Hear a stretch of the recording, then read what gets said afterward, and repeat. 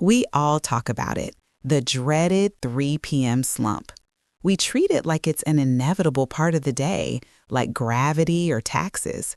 But what if I told you the 3 p.m. slump isn't real? It's not a rule of nature. It's a result of specific things we do earlier in the day. And if it's a result, it can be changed. We are going to bust the myth of the afternoon crash, and I'll show you exactly how your body is designed to have steady energy all day long. That feeling is so familiar, isn't it? Lunch is over, the afternoon stretches out ahead of you, and suddenly your eyelids feel like they have weights attached. Your brain feels foggy, wrapped in cotton. All you can think about is a soft couch or another cup of coffee. Or maybe you find yourself wandering to the kitchen, searching for a cookie, hoping that sugary rush will jolt you back to life. For so many of us, this is a daily reality. It's the reason that project in the garden gets put off until tomorrow. It's why playing with the grandkids feels exhausting instead of joyful. It's the invisible wall that stands between the person you want to be in the afternoon and the tired person you actually are. We've accepted this is just a normal part of life, but that belief is the real myth. The truth is that your body is a remarkable machine, perfectly capable of producing stable, consistent energy from morning until night. It doesn't want to crash. The slump is a signal. It's your body's way of telling you that something is out of balance. Today, we're going to become energy detectives. We will look at the 3 biggest myths, the 3 most common misunderstandings about energy that almost guarantee an afternoon crash. By tackling these myths one by one, you won't just get a list of tips, you'll gain a deep understanding of how your energy truly works. And with that understanding comes control. If you're ready to feel more in control of your daily vitality, make sure you're subscribed with notifications turned on. We post clear, simple guides just like this one every week to help you reclaim the vibrant life you deserve. Let's get started with the biggest culprit of them all, the myth that has been sabotaging our afternoons for decades. The first and most powerful myth we need to bust is that you need sugar for a quick energy boost. It makes a certain kind of sense, doesn't it? You feel low, you eat something sweet, and for a few glorious minutes, you feel a lift. The fog clears, you feel a buzz, and you think, that's what I needed. But this is a trap, and it's this trap that is the primary architect of the 3 p.m. slump. To understand why, imagine you're building a fire to keep a room warm all day. You have 2 choices for fuel. On one side, you have a pile of old newspapers. On the other, a stack of dense, heavy oak logs. If you throw the newspapers on the fire, what happens? Whoosh! A huge, bright, hot flame erupts immediately. It's impressive. It warms the room instantly. But just as quickly as it started, it burns out, leaving you with nothing but a pile of ash. You're left colder than before, scrambling to find more fuel. That newspaper is sugar. It's the candy bar, the soda, the white bread, the pastry. It delivers a fast, dramatic burst of energy. But the crash that follows is just as dramatic. So what happens when you put one of those oak logs on the fire? It doesn't ignite with a big whoosh. It takes longer to catch, but once it does, it provides a steady, consistent, reliable heat for hours. You can walk away and trust that the fire will keep burning strong. That oak log is what we can call slow burn fuel, and it's built from a combination of protein, healthy fats, and fiber. This is the secret to all-day energy. But what is actually happening inside your body during this process? When you eat a sugary or highly processed snack, all that sugar floods into your bloodstream at once. Your body detects this sugar surge and releases a hormone called insulin. Think of insulin as a very efficient doorman for your body's cells. Its job is to open the doors and move the sugar out of the blood and into the cells for energy. When there's a huge flood of sugar, the doorman panics. He works overtime, frantically pushing all that sugar out of the blood as fast as he can, often storing the excess as fat. He does his job so well that he overcorrects, leaving too little sugar in your bloodstream. And that's the crash. That's the moment the bright flame from the newspaper burns out. Suddenly you feel tired, irritable, foggy, and you start craving more sugar to start the cycle all over again.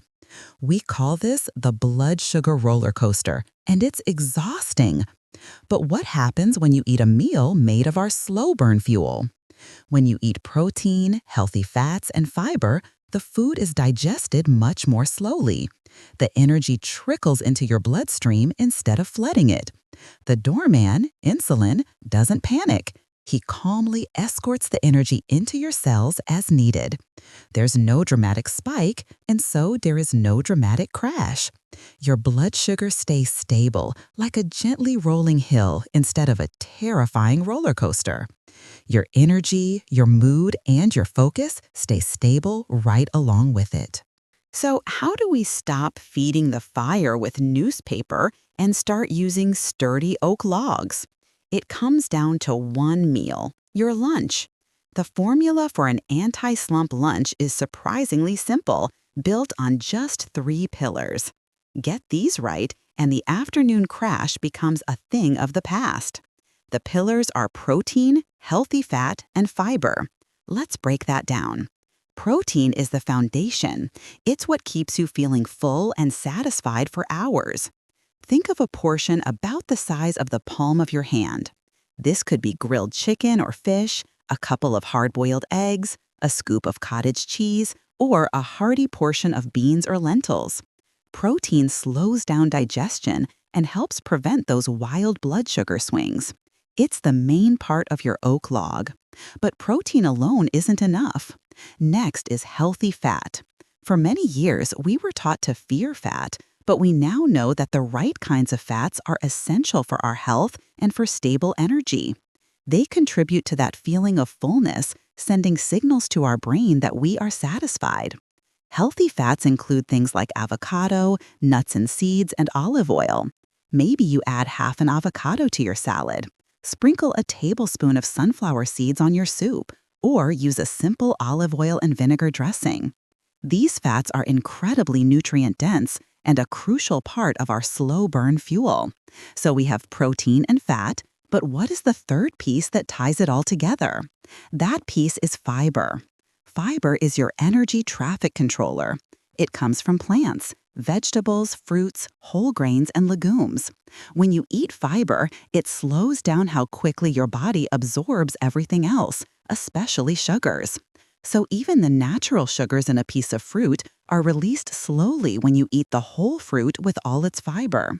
This is why eating an apple is completely different from drinking apple juice. The apple has the fiber to manage the sugar. The juice is just a flood of newspaper fuel. Aim to fill at least half your plate with non-starchy vegetables.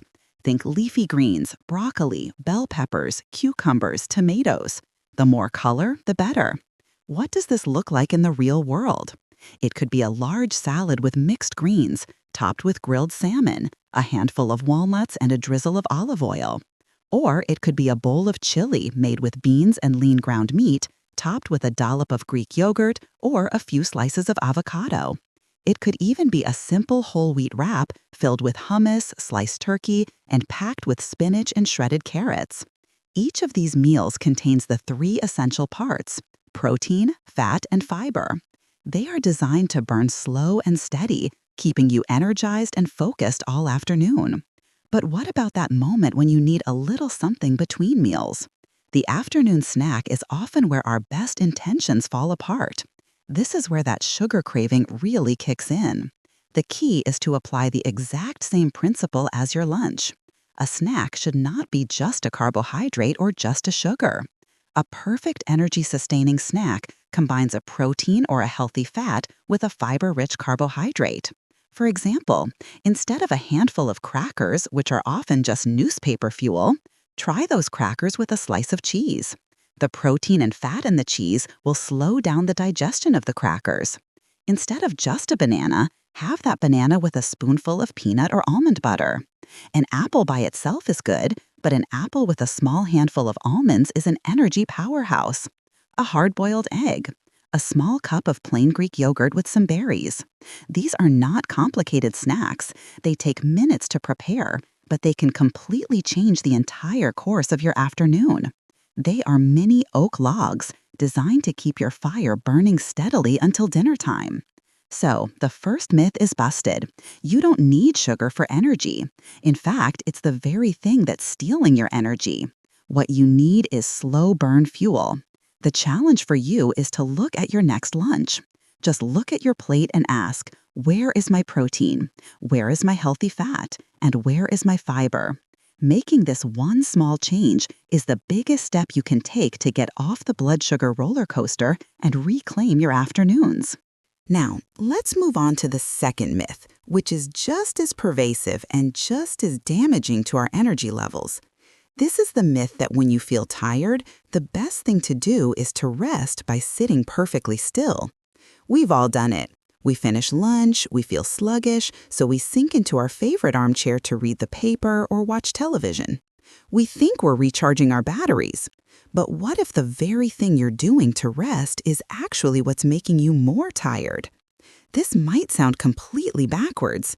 How can resting make you more tired? The secret lies in a simple principle of biology. A body at rest tends to stay at rest. When you stop moving, your entire system starts to downshift into a low power mode. Think of your body like a car. A car's battery doesn't charge when it's sitting in the garage turned off. The battery charges when the engine is running, when the car is in motion. Your body's energy system works in a very similar way. Movement is the signal to your body to create more energy. Inactivity is the signal to conserve energy and prepare for sleep.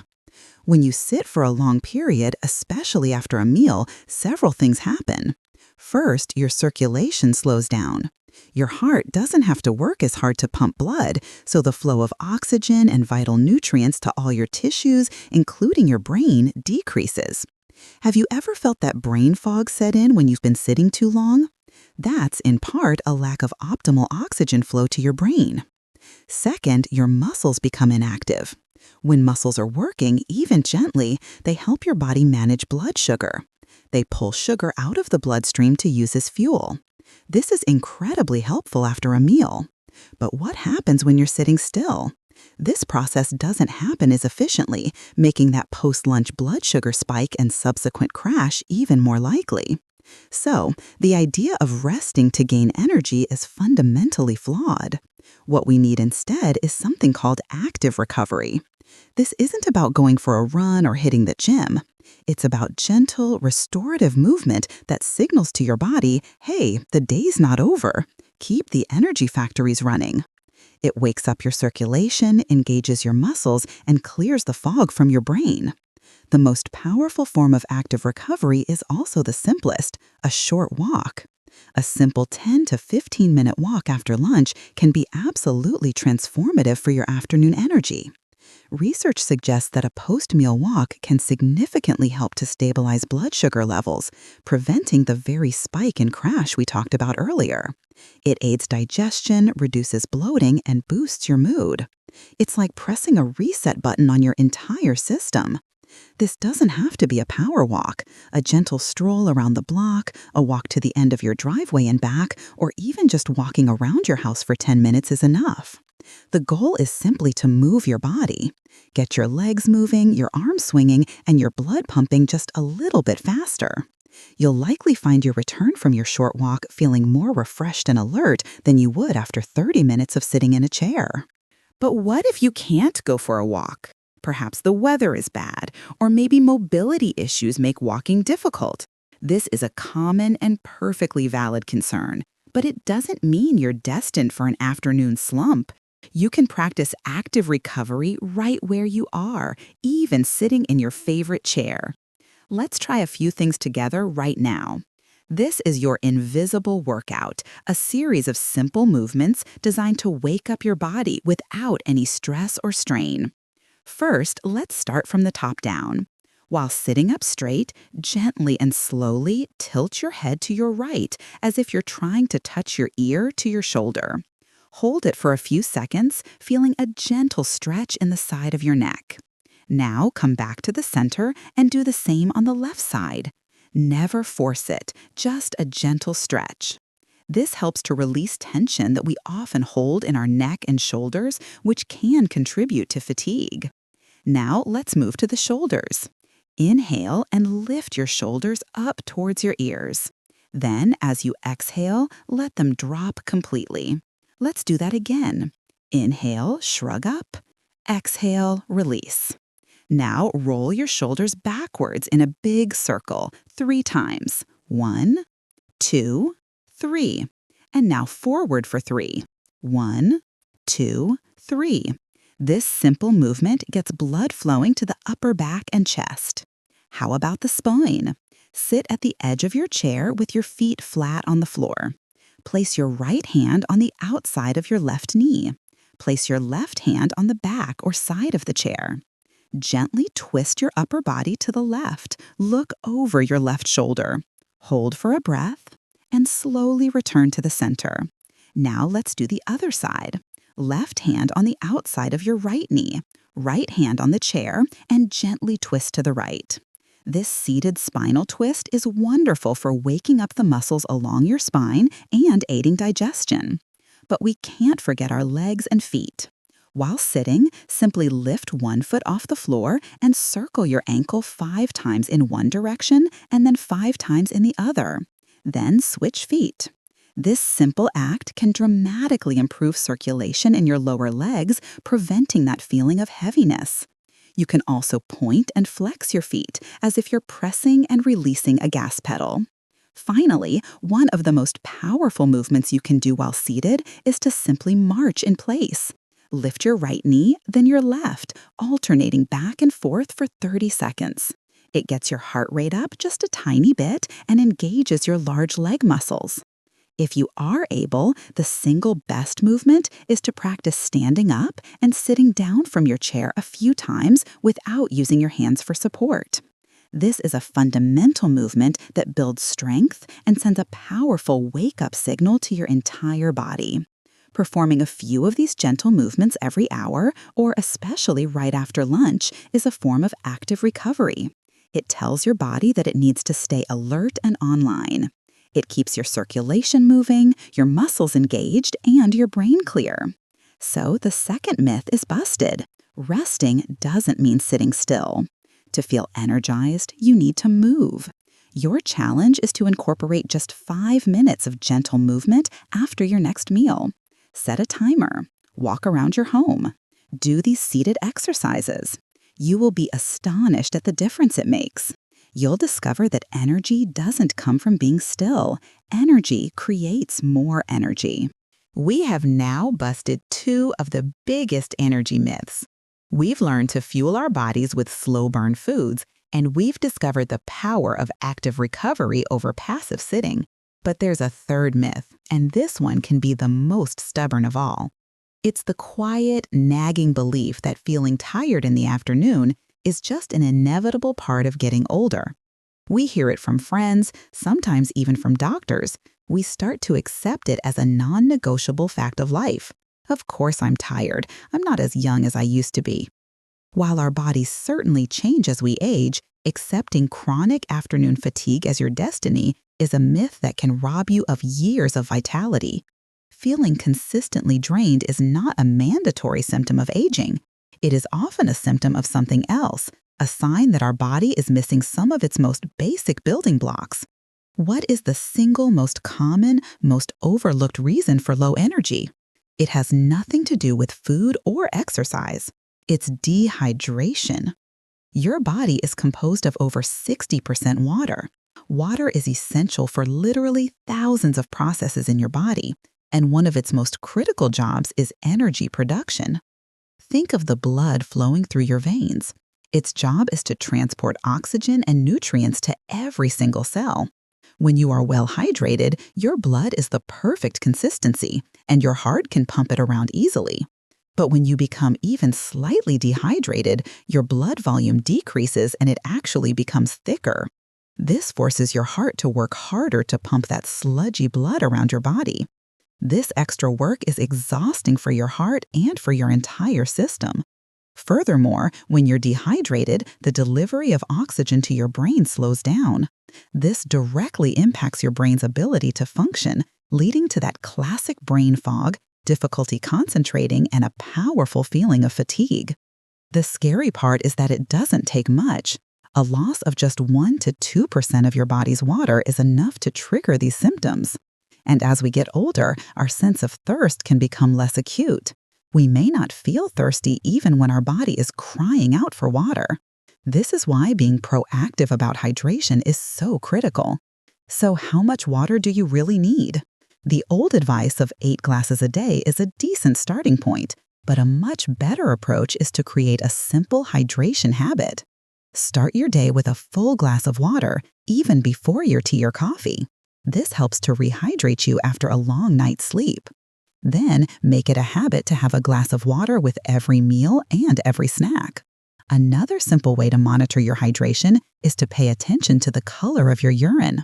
Generally, you want it to be a pale, straw-like yellow. If it's dark yellow or amber, that's a clear sign that you need to drink more water. But what if you just find plain water boring? The good news is you can make it more interesting. Try adding slices of lemon, lime, cucumber, or a few crushed mint leaves to a pitcher of water in the fridge. This adds a refreshing flavor without adding sugar. Herbal teas are also a wonderful way to hydrate. Peppermint tea can be particularly invigorating and help with alertness, while chamomile is calming. Just be sure they are caffeine-free. Consistent hydration is like ensuring all the rivers in your body are flowing freely. It is the foundation upon which all your energy is built. Neglecting it is like trying to run a car with sludge instead of oil. So, the first part of busting this aging myth is to commit to hydration. Before you blame your age for your fatigue, make sure you're giving your body the water it needs. While hydration is the foundation, there's another piece to this puzzle. As our bodies change, our nutritional needs can change as well. Sometimes a persistent lack of energy can be linked to not getting enough of certain key vitamins and minerals that act like the spark plugs for our body's engine. These are the nutrients that help convert the food we eat into usable energy. I want to mention a few of these energy superstars, not as a prescription, but to help you understand how your body works. It's always a good idea to talk with your doctor or a registered dietitian about your own specific nutritional needs. One of the most important is the family of B vitamins, especially vitamin B12. Vitamin B12 is crucial for making red blood cells, which are the cells that carry oxygen around your body. If you don't have enough healthy red blood cells, your body won't get the oxygen it needs to feel energized. As we get older, our ability to absorb B12 from food can decrease, making it something to be mindful of. B12 is found primarily in animal products like meat, fish, eggs, and dairy, as well as in fortified cereals. Another crucial mineral is magnesium. You can think of magnesium as the ultimate helper. It's involved in over 300 different reactions in your body, many of which are directly related to creating energy. It helps your muscles relax and plays a role in maintaining a steady heartbeat. A lack of magnesium can leave you feeling weak and tired. The good news is that magnesium is found in many healthy foods we've already talked about, like leafy green vegetables such as spinach, nuts like almonds, seeds, and whole grains.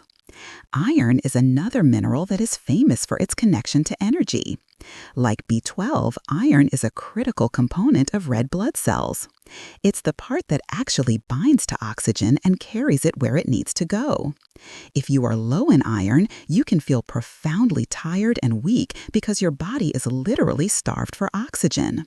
Iron is found in foods like red meat, poultry, fish, as well as plant-based sources like beans, lentils, and spinach. This isn't about buying supplements, it's about understanding that food quality is everything. A diet rich in a wide variety of whole foods, colorful vegetables, lean proteins, healthy fats, nuts, and seeds is the best way to ensure you're getting these vital energy-producing nutrients. It's about providing your body with all the tools it needs to do its job properly.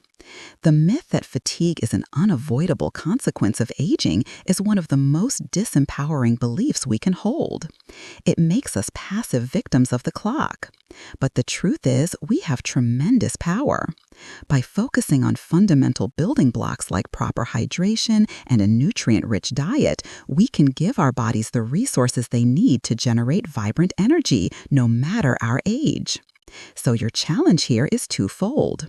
First, start tracking your water intake for a few days. Are you drinking more than you thought or less? Second, look at your plate. Is it filled with a rainbow of colors from different vegetables? Are you including those nutrient-dense foods like nuts, seeds, and leafy greens? Don't blame your birth date until you've given your body the basic support it needs to thrive. Let's pull it all together.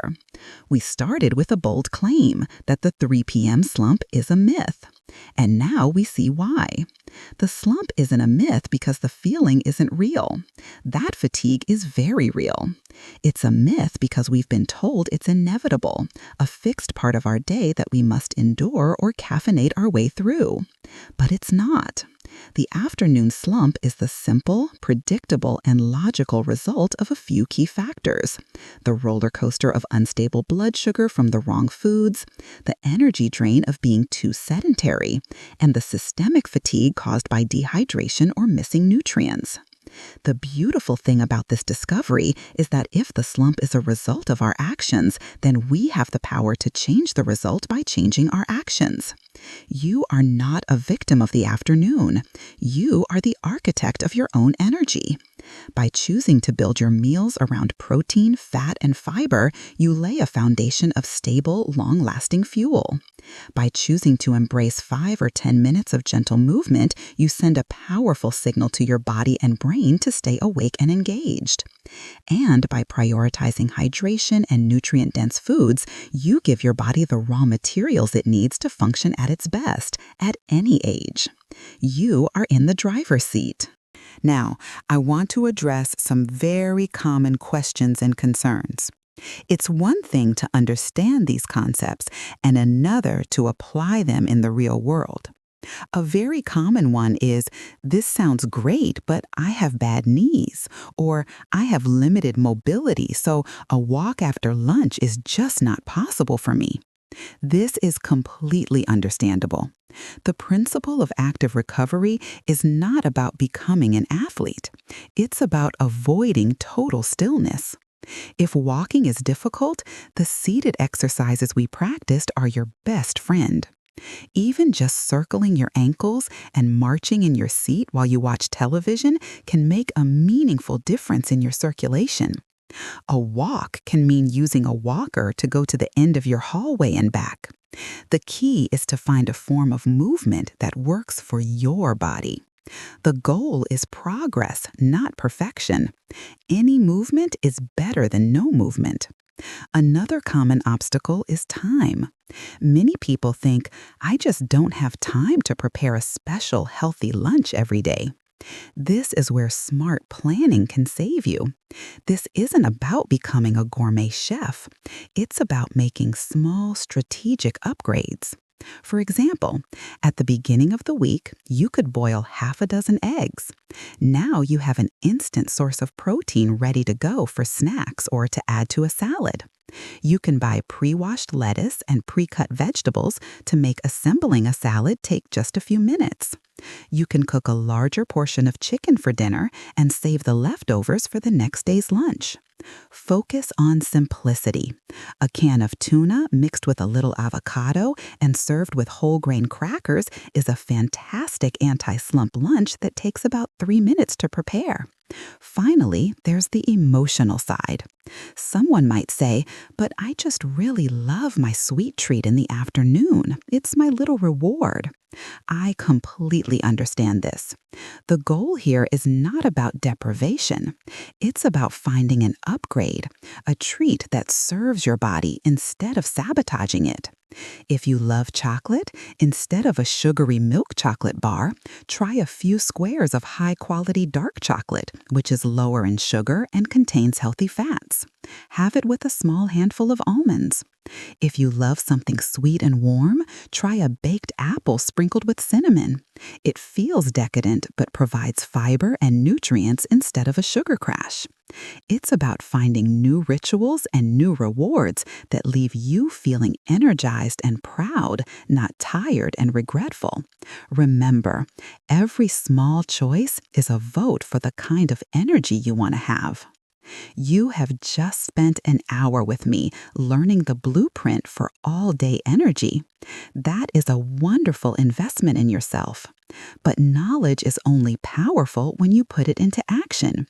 Information alone won't clear the brain fog or put a spring in your step. So here is my challenge to you. I don't want you to try and change everything at once. That's a recipe for feeling overwhelmed. I want you to pick just one thing from today's discussion. Just one. Maybe your one thing will be to add a big glass of water before your lunch every day this week. Maybe it will be to swap your afternoon cookies for an apple with a spoonful of peanut butter. Or maybe your one thing will be to set a timer and do 5 minutes of our seated exercises right after you finish eating. Pick that one small, manageable change and commit to doing it for the next 7 days. Pay attention to how you feel. Notice any small shifts in your energy, your focus, or your mood in the afternoon. Small, consistent actions are what build lasting habits and create real change.